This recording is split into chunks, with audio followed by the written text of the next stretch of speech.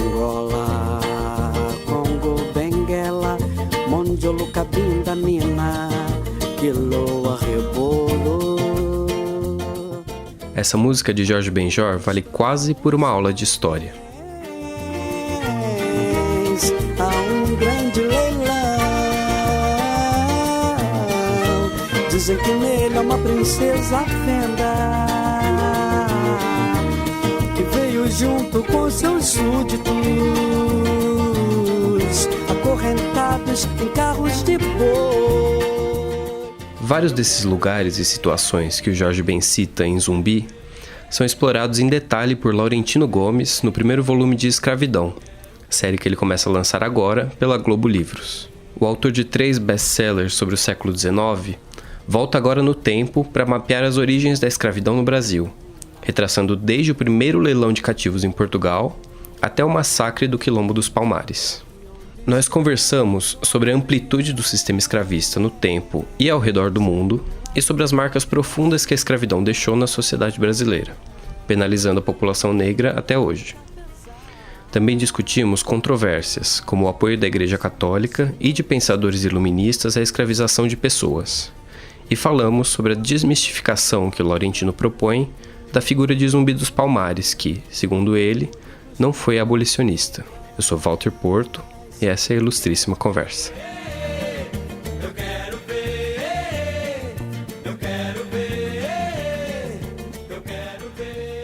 Laurentino, obrigado pela presença aqui, é um prazer recebê-lo na Ilustríssima Conversa. Eu que agradeço. A escravidão foi uma prática recorrente e disseminada durante a maior parte da história da humanidade. Foi uma peça fundamental da economia pública e privada de diversos países até muito recentemente.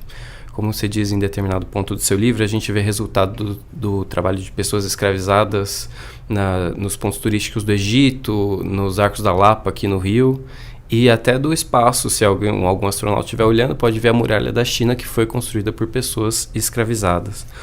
O que explica a tamanha permanência do sistema escravista? E depois de pesquisar e escrever esse livro, eu cheguei à conclusão de que a escravidão está no código genético do ser humano. Aonde houve história humana até hoje, houve cativeiro de um grupo de pessoas pelo outro.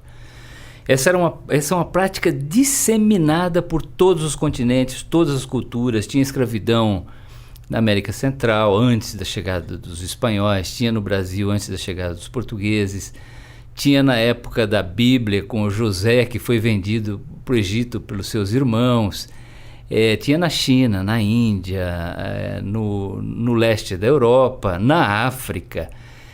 Então, isso é uma coisa muito interessante de você observar, né? Aliás, uma coisa que me chama muito a atenção é que o movimento abolicionista coincide com a Revolução Industrial na Inglaterra.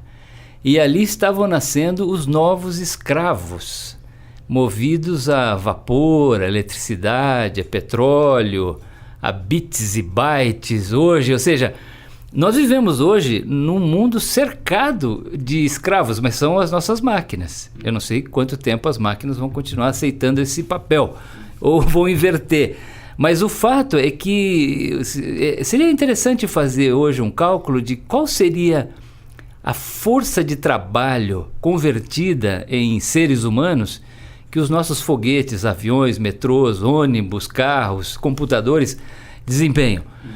O que me leva também é a seguinte questão, né? Se nós tivermos um dia uma grande crise ambiental e tecnológica, sei lá, um meteoro tão grande quanto aquele que dizimou os dinossauros, caísse no planeta Terra, muito provavelmente a escravidão à moda antiga voltaria, porque está na forma do ser humano ser e agir. A diferença com as máquinas é que elas não sofrem, né? Sim, e também não se rebelam, não formam quilombos, né? Não fogem. Portanto, é uma escravidão mais controlável do que a antiga, que eram seres humanos, né? E havia inclusive uma questão moral muito mais delicada, muito mais grave do que hoje. Nessa legitimação da escravidão, historicamente, atuaram pessoas e instituições de princípios que parecem contradizer o apoio a esse tipo de crueldade, né? Eu penso aqui na Igreja Católica, que tem um discurso de bondade, generosidade, e que não só detinha escravos, membros da igreja detinham escravos, não apenas isso, mas também alguns traficavam escravos. E também penso em intelectuais como John Locke, que defendia a liberdade restrita do indivíduo, que era sócio de uma empresa britânica de escravos, né? Como você explica esses dois casos? Sim, existem livros que tratam dessa grande contradição ética e moral e filosófica na sociedade ocidental. Quer dizer, uma sociedade que, a partir de um determinado momento, do século das luzes, século XVIII, depois do século XIX, passa a eleger a liberdade do ser humano como um princípio de grande valor. Mas é interessante que as bases sobre as quais se assentaram essas ideias eram escravistas. Então, se você pegar, por exemplo, Thomas Jefferson, autor da Declaração de Independência dos Estados Unidos, que dizia que todo ser humano nascia com direitos iguais, que incluía a liberdade. Grande senhor de escravos. Aliás, teve numerosos filhos com uma das suas escravas, a Sally Hemings. Tiradentes, hoje um herói da causa libertária, da independência, dos ideais republicanos, tinha meia dúzia de escravos no ano em que foi morto, no final do século XVIII. Grandes filósofos, grandes pensadores, iluministas também eram sócios de companhias de tráfico de escravos, escritores. Então, é muito interessante. E aí o que se destaca nesse cenário é realmente a igreja, né? Porque há uma contradição evidente entre o evangelho do perdão, da misericórdia, do amor, do acolhimento e as práticas das instituições e do clero. Então, por exemplo, as bulas papais ao longo do século XV, XVI, abrem caminho para que o reino de Portugal e depois Espanha ocupassem territórios na costa da África, no Brasil e na Ásia, e não só conquistassem essas terras, invadissem, mas também escravizassem os seus habitantes. Inúmeras bulas papais que dão... É uma espécie de uma continuação das cruzadas, né? Contra os mouros, e aí se torna uma cruzada contra os selvagens, os bárbaros, os pagãos, que precisavam ser incorporados ao corpo da igreja. Como? Pela escravização. Então é interessante, tem muitos textos de missionários jesuítas, no século XVII principalmente, dizendo que a escravidão era a redenção dos pagãos, dos selvagens, porque era a oportunidade deles se converterem, serem batizados e aí terem a possibilidade de salvação. Com essa desculpa, a igreja se envolveu profundamente no comércio e na exploração de mão de obra cativa. Então, o colégio jesuíta de Luanda, capital de Angola, recebia escravizados como dízimo dos seus fiéis e mandava para os colégios de Olinda e Salvador sem pagar impostos, porque a Companhia de Jesus tinha isenção tributária da coroa de Portugal, e os colégios aqui no Brasil revendiam aos senhores de engenho do Recôncavo Baiano e da Zona da Mata de Pernambuco e de Alagoas. O bispo do Congo recebia o seu salário em direitos de tráfico de escravos. É uma coisa inacreditável. As grandes ordens religiosas no Brasil colonial, incluindo aí os jesuítas, os beneditinos, os carmelitas e até a ordem mendicante de São Francisco, os franciscanos, eram donas de grandes plantéis de escravos. E até o final do século XIX, com Leão XIII, a igreja não se pronunciou de forma incisiva, convincente contra a escravidão. Agora, também seria uma anacronia, um anacronismo, né, julgar severamente todos esses personagens e instituições, porque a escravidão era um hábito disseminado na época, amplamente aceito, ou seja, com exceção dos próprios cativos, todo o resto se envolvia na exploração da mão de obra escrava, né? Você precisava ser uma pessoa muito pobre para não ter escravos durante esse século. O escravo era uma mercadoria, né? Ele era comprado, avaliado, vendido, dado em garantia de empréstimo, ele figurava nos inventários pós-mortem das grandes fortunas, era o item mais valioso, aliás, das grandes fortunas do Brasil colônia. Não era nem a terra, nem a produção, nem as casas, nem as joias, era o plantel de escravos.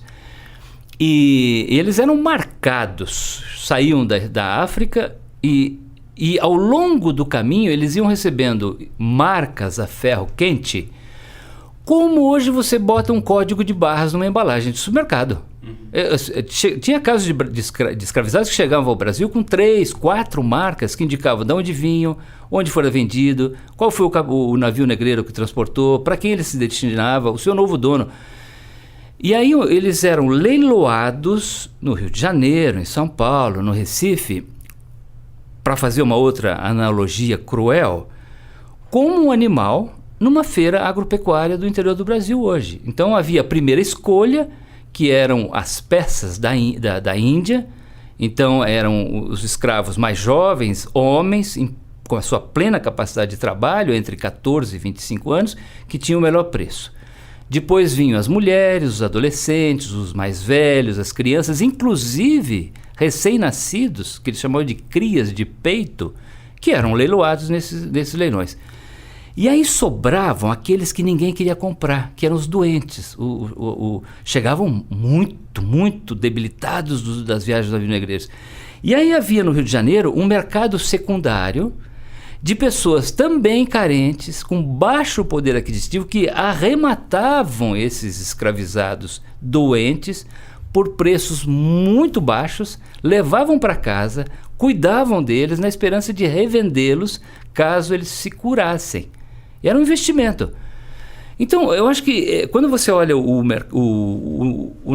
escravidão como um negócio, a estrutura do negócio, que eu diria que hoje seria na época maior do que a indústria do carro, do petróleo, do computador hoje, era uma coisa gigantesca, envolvia bancos, seguradoras, transportadores, armadores, agentes comerciais, letras de câmbio para compra fiado, e agentes na África, agentes no Brasil, capitães de navio negreiro, um monte de tripulantes. Era um negócio gigantesco. Então, essa é a crueza, né, da escravidão, vista do seu ponto de vista como um negócio econômico, né? Historicamente mesmo, é muito recente a ideia de que é errado se escravizar uma pessoa, né? Coisa de um século, menos de 2 séculos atrás. Se você levar em conta que o último país a abolir formalmente a escravidão foi a Mauritânia em 2007. 12 anos atrás. E ali próximo dessa data, a Arábia Saudita, o Sudão. Ou seja, a escravidão legalmente não existe hoje. Nenhum país admite legalmente comprar e vender seres humanos como mercadoria. Mas existe uma sociedade em Londres, a Anti-Slavery Society, que ainda é herdeira do movimento abolicionista do século XVIII, foi fundada no final do século XVIII, que diz existirem hoje no mundo 40 milhões de pessoas vivendo e trabalhando em condições análogas à da escravidão, impedidas de ir e vir, sendo traficadas internacionalmente, submetidas a formas de trabalho e ambientes de trabalho indignos, sem remuneração adequada, inclusive no Brasil. E 40 milhões dá 4 vezes o total de cativos que desembarcou na América ao longo de 350 anos vindo da África. Então, você observa que a escravidão, quando eu falei que eram as máquinas, não, existem seres humanos hoje sendo explorados como escravos no mundo inteiro, milhões e milhões. E você dá todo esse escopo, esse grande escopo à escravidão. Você faz um esforço de contar uma história que vem da antiguidade até os nossos dias, né? E como você já falou, a escravidão esteve presente nas mais diferentes sociedades, mas eu queria que você comentasse o que houve de diferente na escravidão africana em relação a todas as outras. São 2 traços que diferenciam a escravidão africana das demais. Como eu disse, sempre houve escravidão. Em qualquer lugar do planeta. Onde houve ser humano, havia escravidão. Agora, a diferença da escravidão africana é a seguinte. Primeiro, a sua escala industrial. São 12 milhões e 500 mil seres humanos que são embarcados à força nos navios negreiros.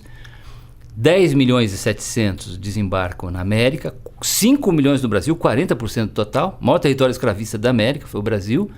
1 milhão e 800 pereceu na travessia, o que transformou o Atlântico num grande cemitério líquido, Os navios negreiros eram conhecidos como tumbeiros. Tumbeiros, ao ponto... Isso, se você dividir 1.800.000 pessoas pelo número de dias de 3 séculos e meio, dá 14 cadáveres em média lançados ao mar todos os dias, ao longo de 350 anos.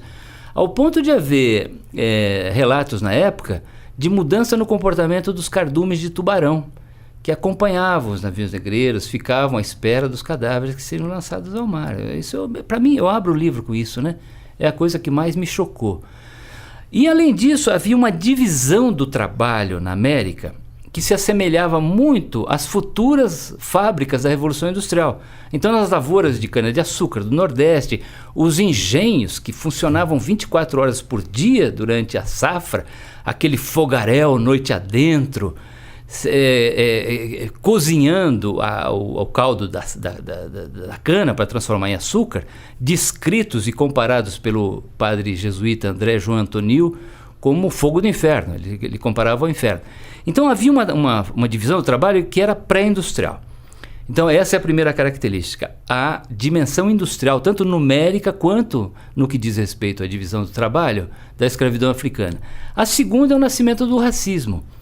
É a primeira vez em que escravidão se torna sinônimo da cor da pele negra. Isso não era assim no passado. Aliás, até o final do século XVII, a maioria dos escravizados do mundo eram brancos. A própria palavra escravo em português, slave em inglês ou eslavos em latim, vem de eslavo, povo branco de olhos azuis, do leste europeu, escravizado aos milhões e vendido no Mediterrâneo desde a época do Império Romano. Então, agora, na África não. Inclusive existe uma ideologia racista que associa, aliás, com fundamento bíblico, a chamada maldição de Cã, que seria uma maldição que o Noé teria lançado sobre um dos filhos que o ironizou, riu dele quando ele ficou bêbado depois do dilúvio. Ele era vitivinicultor e disse que a partir daquele momento todos os seus descendentes seriam escravos dos outros 2 irmãos. E aí a tradição, inclusive na Igreja Católica, os jesuítas diziam que os filhos de Cã foram para a África, se tornaram negros, portanto era um desígnio divino, bíblico, e que os escravos africanos eram candidatos naturais ao cativeiro. Do lado cana-de-açúcar, do outro lado cafezal, ao centro senhores sentados, vendo a colheita do algodão branco, sendo colhidos por mãos negras.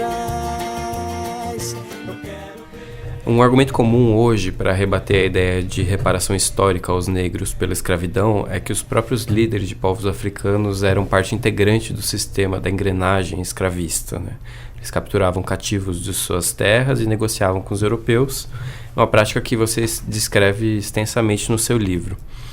Como que você acha que isso afeta o ponto de vista de que os brancos foram culpados pela escravidão africana? Sim, havia escravidão na África antes da chegada dos portugueses.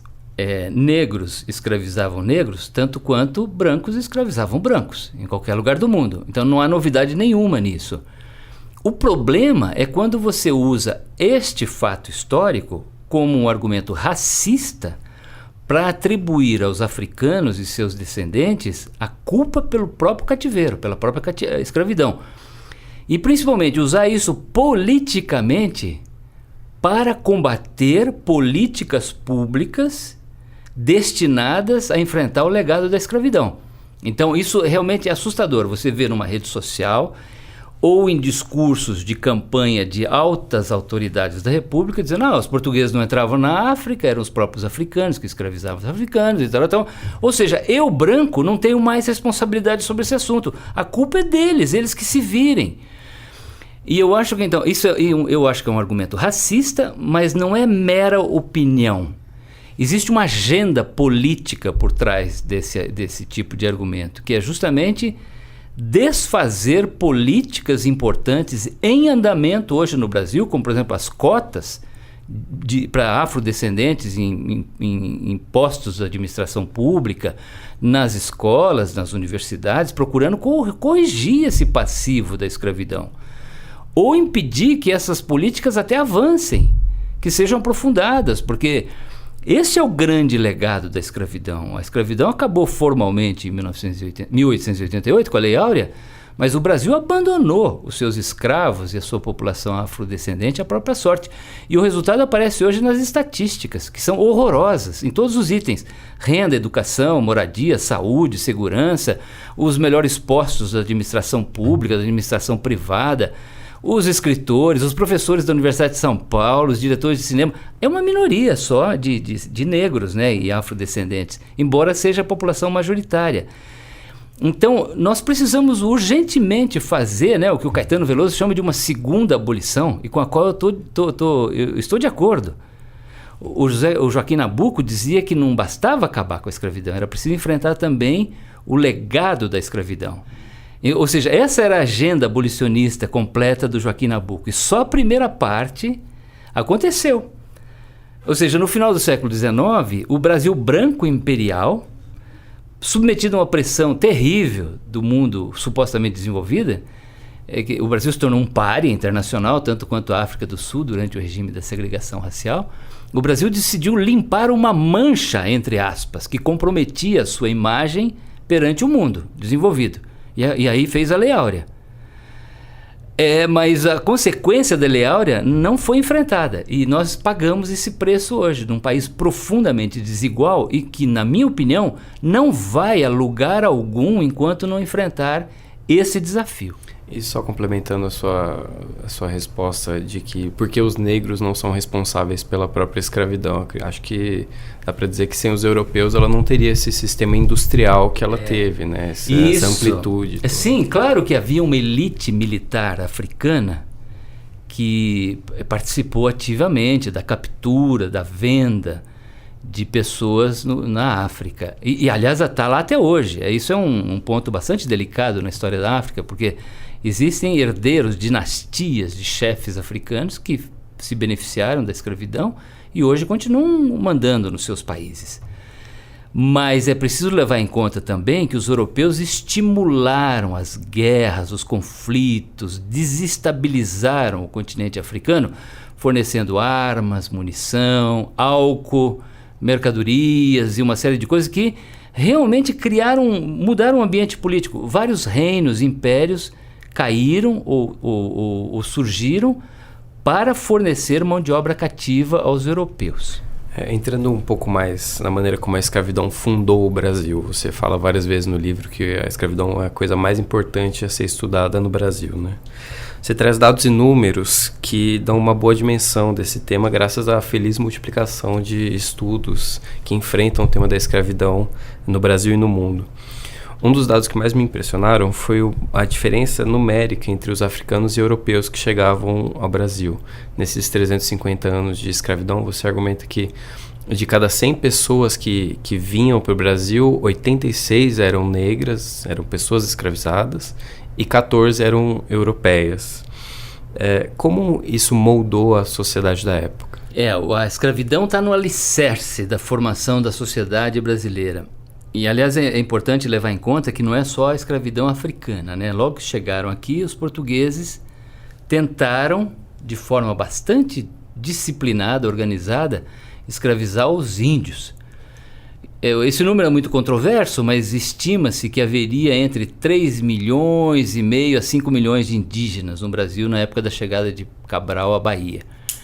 E aí o Brasil matou, em média, 1 milhão de indígenas a cada 100 anos, de maneira que na época da chegada da corte, em 1808, sobravam apenas 800 mil indígenas.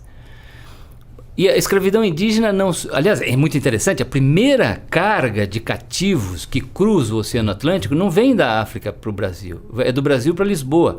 A nau Bretoa, em 1511, de propriedade de um senhor chamado Fernando de Noronha, um cristão novo, judeu convertido à força ao cristianismo, e levando uma carga de pau-brasil, peles de onça pintada, papagaios e 35 indígenas que seriam leiloados em Lisboa. E aí, por que a escravidão indígena não se consolidou? E aí eu entro na tese do historiador Luiz Felipe de Alencastre no livro Trato dos Viventes. Ele diz primeiro o chamado choque epidemiológico, né?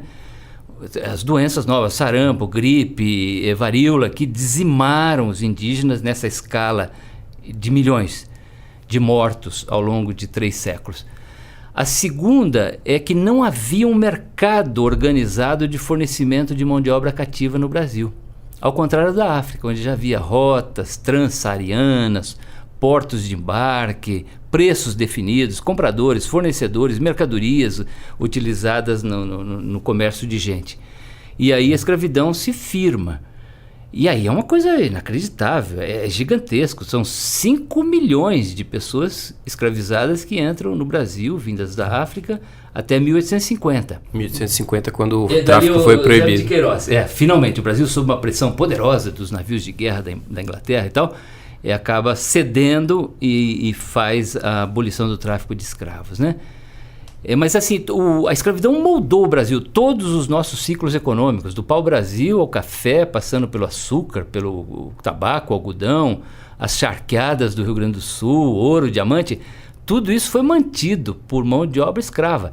Quando você olha os prédios históricos lindos da fase do Barroco, no Rio de Janeiro, Bahia, Ouro Preto, Tiradentes, tudo construído com escravos.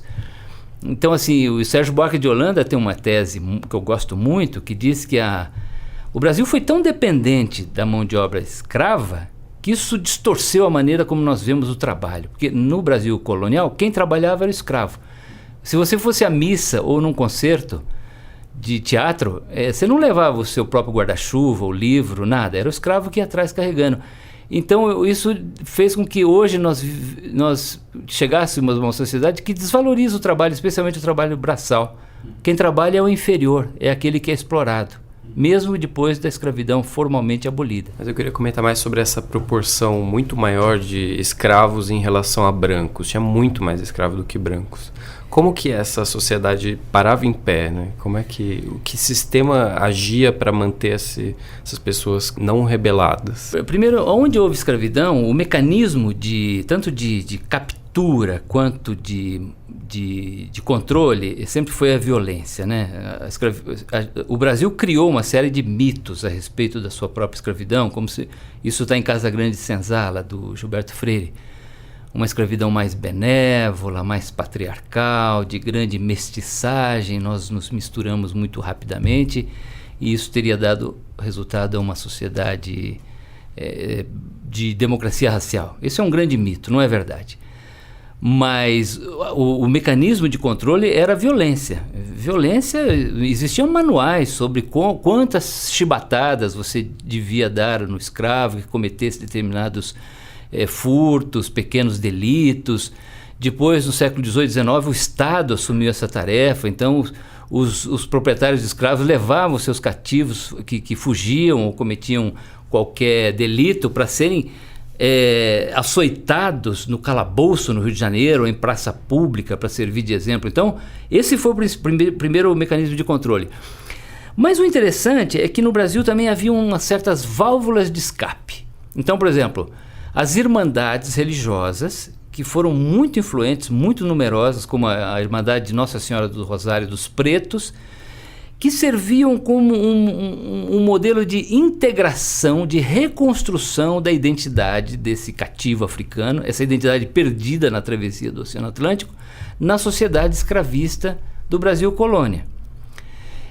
Havia, por exemplo, em Minas Gerais, muita possibilidade de alforria. Nos garimpos, os cativos recebiam encomendas, e se trouxesse uma determinada quantia de ouro, diamante para o seu dono, poderiam depois acumular uma poupança com minério extra, uma pedra preciosa, e depois comprar a sua alforria.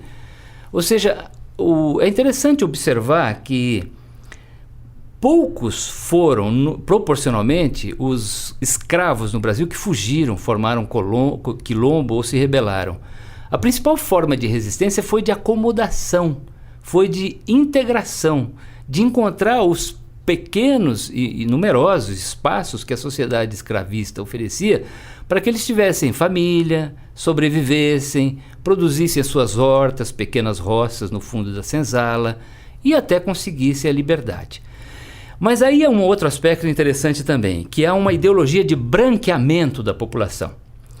Então existem estudos, bons livros sobre esse assunto, que mostram que os crioulos, que eram os escravos de primeira geração, que nasciam no Brasil, diferentes dos negros boçais, que chegavam da África, negro preto novo, né, na época, se hostilizavam. Ou seja, o cativo, a partir da primeira geração, ele tentava se descolar muito rapidamente daquela identidade profundamente estigmatizada que era o escravo que chegava da África, que não falava português, que não tinha nenhuma noção sequer de que lugar era esse. E aí houve sim um processo de mestiçagem, né? As irmandades, por exemplo, de pardos ou mulatos, como se diz hoje, que é um termo pejorativo, mas era muito usado na época, no Rio de Janeiro, não aceitavam negros. Ou seja, elas tentavam migrar o mais rapidamente possível para o mundo dos brancos. E se identificavam como brancos, inclusive.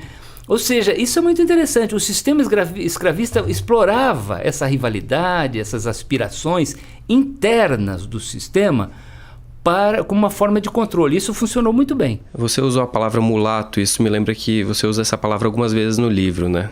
É uma palavra um pouco rechaçada pelo movimento negro. Você fez algum esforço de controlar a linguagem que você usava nesse livro? Fiz. Isso hoje é um grande desafio para um escritor que se dedica à escravidão, porque esse assunto ele é tão importante, é uma ferida aberta, que ele envolve inclusive a semântica, a linguística, o vocabulário. A sociedade está evoluindo, novas discussões sobre significados e identidades vão emergindo, e isso significa também o questionamento em relação às palavras utilizadas até hoje. Se você pegar a grande, imensa maioria dos historiadores, sempre usou escravo em vez de escravizado. Usou mulato sem nenhum constrangimento linguístico. Então, eu trato desse assunto na introdução do livro. Quando eu falo, por exemplo, até agora se falava escravo. Aí tem uma parte substancial da população, especialmente a população negra, que diz que não, tem que ser escravizado. Qual é a diferença? Escravos é substantivo, ou seja, alguém que nasceu naturalmente candidato a ser cativo. O escravizado é alguém que foi vítima de um processo de escravização.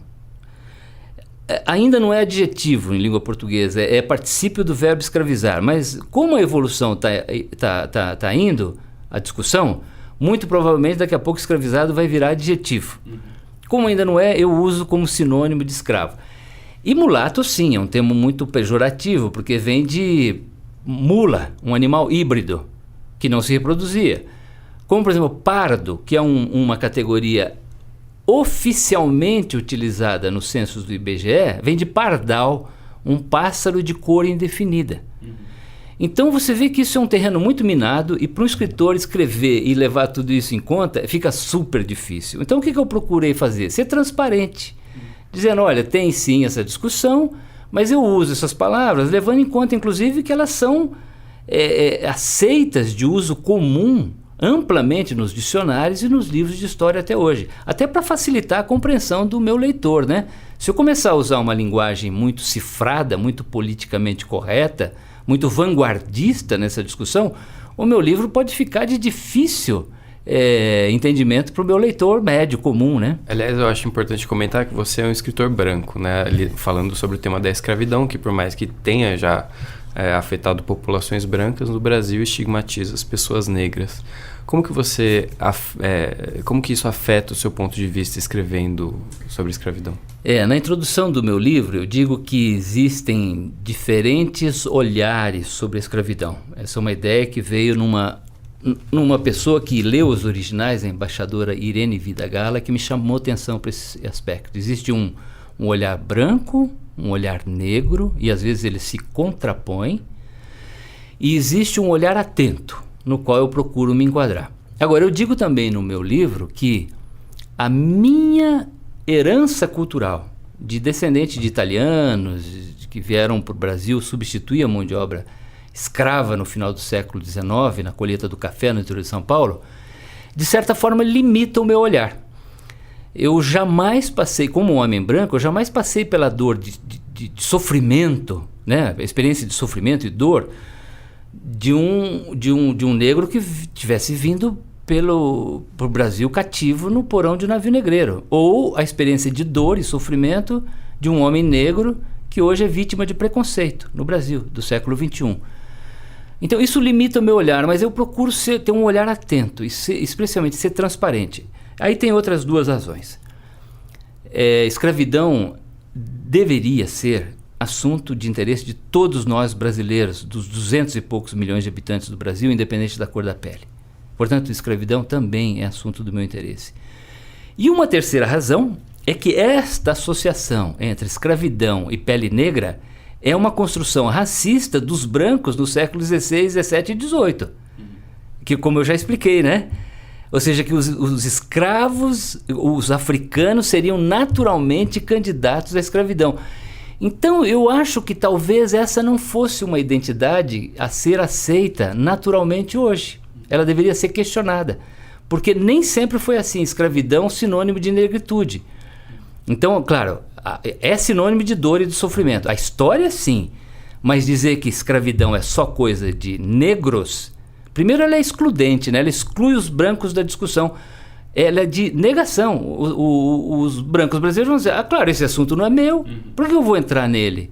Ele é um assunto só de negro. Então eu acho que não. É uma responsabilidade social, é uma responsabilidade de cidadania de todos nós discutir, estudar, debater, enfrentar a escravidão. E é com esse aspecto que eu trabalho. E a escravidão no Brasil era tão ampla que hoje pode-se dizer que todos nós ou somos descendentes de escravos ou de donos de escravos. Né? Essa é uma frase do embaixador Alberto da Costa Silva, que foi um dos orientadores do meu trabalho.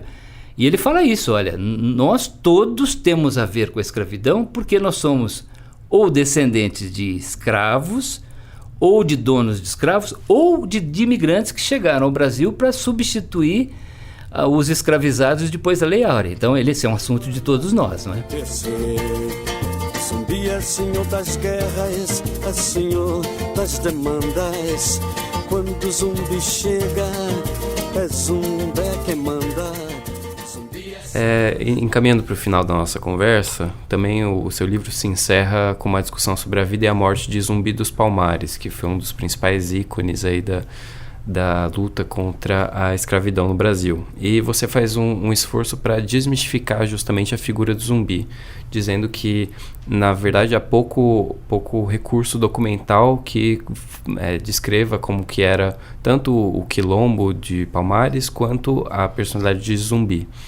Mas mesmo assim você faz algumas afirmações controversas no seu livro que chamam muita atenção. Você diz que Zumbi não era abolicionista e que ele sequestrava escravos e escravas de engenhos ao redor do quilombo. Eu queria saber em que você embasa essas suas afirmações. Sim, eu termino o livro, aliás é o penúltimo capítulo, dizendo que há uma guerra pelo calendário cívico nacional brasileiro hoje, envolvendo 2 datas e 2 personagens. O 13 de maio da Lei Áurea da Princesa Isabel e o 20 de novembro, Dia da Consciência Negra e da morte de Zumbi dos Palmares. São 2 visões a respeito da escravidão que se confrontam. Uma é uma história branca, né, do Brasil que se liberta da selvageria, da barbárie, da mancha da escravidão no século XIX, e a outra é uma história de luta, de resistência, de sangue, de confrontação. E o personagem símbolo é o zumbi. É interessante observar que personagens históricos, às vezes, eles são âncoras de identidade. Nós projetamos sobre eles valores, convicções, necessidades, aspirações atuais. E aí nós construímos sobre esses personagens históricos. E o zumbi é um caso típico. Então, há pouca informação a respeito do zumbi e de Palmares, aliás, não há nenhuma informação a partir dos quilombolas. Nunca houve relato, nunca houve documento escrito a partir de Palmares. O que se sabe é a partir dos relatórios militares das expedições que foram enviadas contra Palmares. E aí houve uma construção em cima do zumbi.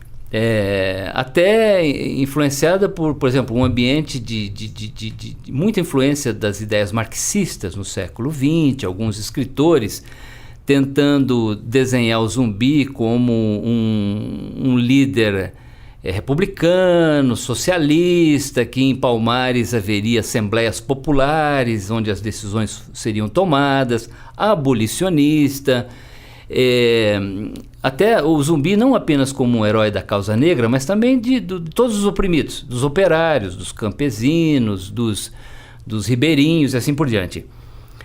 O que eu mostro é que existe pouca informação a respeito do zumbi. E existem informações a partir desses relatórios, dessas petições, que mostram que em Palmares havia escravidão. Os cativos que aderissem voluntariamente ao quilombo eram livres, mas havia expedições de captura de pessoas nos engenhos vizinhos. Existem documentação, existem relatos a respeito disso. E a outra coisa é um anacronismo, né? Porque você dizer que o zumbi era abolicionista está errado. O abolicionismo é uma ideia, é uma ideologia que nasce só no final do século XVIII, mais de 100 anos depois da morte do zumbi. Então essa ideia de abolicionismo não existia definitivamente no quilombo de Palmares, muito menos republicana, que é uma ideia também do século XVIII e XIX. Mas dá para dizer que ele era contra a escravidão? Não, eu acho que nem isso dá para dizer. Não, as evidências sugerem que Palmares foi um reino africano nas selvas da Serra da Barriga, lá nas matas de onde hoje é Alagoas, né? Antiga capitania de Pernambuco. Então ele reproduzia o ambiente, inclusive a estrutura de poder, de um reino africano, de Angola provavelmente, onde havia escravidão.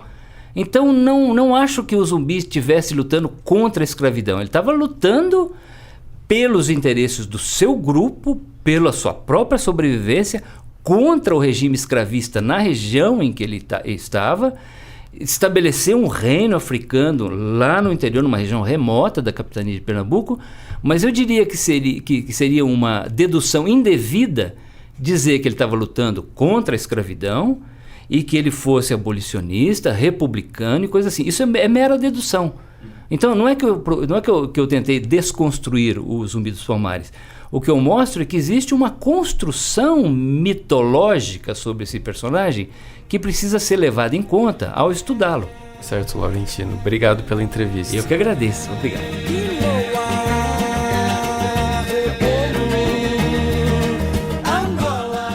A edição de som desse episódio foi de Renan Suquevicius. Se você se interessa pela história da escravidão, eu recomendo a ilustríssima conversa com Lilia Schwartz sobre o racismo e o episódio com Gisele Beigelman sobre política de memória. Até a próxima!